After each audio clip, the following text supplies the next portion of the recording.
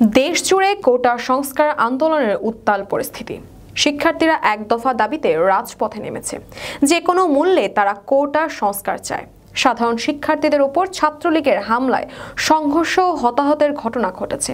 এই আন্দোলনে শিক্ষার্থীদের সঙ্গে একত্রতা প্রকাশ করেছেন অনেক তারকা। টেলিভিশন তারকা থেকে কন্টেন্ট ক্রিয়েটর এই ইস্যুতে নিজেদের মতামত প্রকাশ করেছেন। টানা কয়েকদিন ধরে সাধারণ শিক্ষার্থীরা কোটা সংস্কার দাবিতে আন্দোলন করছে। মঙ্গলবার সংঘর্ষ শতাধিক ছাত্রছাত্রী আহত হয়েছেন। শিক্ষার্থীদের ওপর নির্যাতনের প্রতিবাদ সরব হয়েছেন ছবি জঙ্গনের তারকারা। তারা এই হামলার নিন্দা জানিয়েছেন। প্রখ্যাত ইউটিউবার ও অভিনেতা সালমান মুত্তাদির হামলায় আক্রান্ত শিক্ষার্থীদের পাশে দাঁড়ানোর ঘোষণা দিয়েছেন। তিনি ফেসবুকে লিখেছেন, যদি কোনো ছাত্র হামলার শিকার হয় বা হলে ঢুকতে না পারে, আমি আপনাদের দায়িত্ব নেব। হাজার হাজার মেসেজের মাঝে সবগুলো ফিল্টার করা সম্ভব না, তাই যদি কোনো বন্ধু আমার বন্ধুর তালিকায় থাকে তাহলে তাদের মাধ্যমে যোগাযোগ করুন। আমি দুঃখিত, এটাই এখন আমি সর্বোচ্চ করতে পারি আপনাদের জন্য।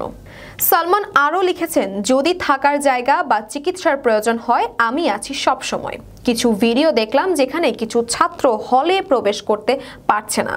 মহানগর খ্যাত নির্মাতা আশফাক নিপুণ স্ট্যাটাসে লিখেন, ছাত্রদের পাশে দাঁড়ান। অভিনেত্রী রোকেয়া জাহান চমক শিক্ষার্থীদের ওপর হামলার কিছু ছবি প্রকাশ করে লিখেছেন, চিত্ত যেথা ভয় শূন্য, উচ্চ যেথা শির, জ্ঞান যেথা মুক্ত, যেথা গৃহে প্রাচীর, আপন প্রাঙ্গণ তলে দিবস ছবির বসুধারে রাখে নাই খণ্ড ক্ষুদ্র করি।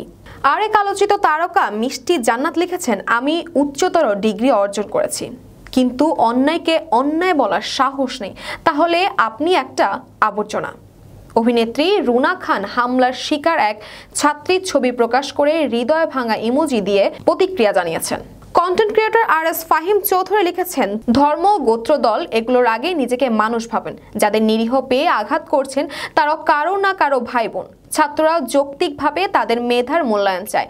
এই ন্যূনতম চাওয়াটুকু যদি না দেওয়া হয় তাহলে তাদের চেয়ে দুর্ভাগ্যের কিছু হতে পারে না। আল্লাহ সবাইকে হেফাজত করুন। তরুণদের জয় হোক।